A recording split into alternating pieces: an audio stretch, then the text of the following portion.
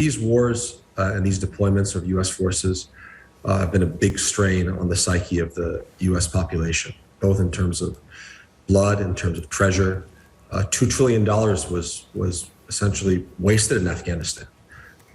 That's almost 5 to 6% of the U.S. national debt. It's very clear the U.S. didn't really get a good return on its investment. The Afghan army folded in a week.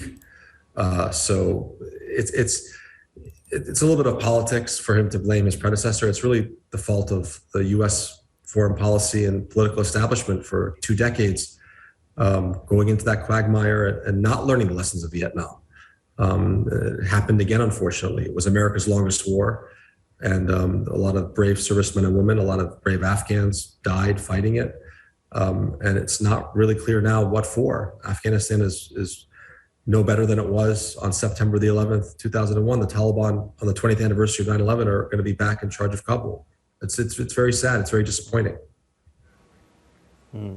And all the while, the future of Afghanistan and the Afghan people hangs in the balance. What do you think is going to happen next on the ground there? And what does the future political leadership of Afghanistan look like in your view? It's unclear.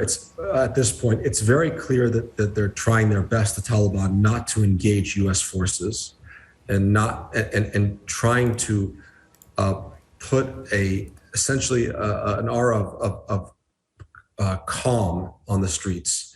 But that's very early right now. It's very clear that there's been a deal between the Taliban and the United States saying that they will not engage each other and allow for the U.S. to pull out.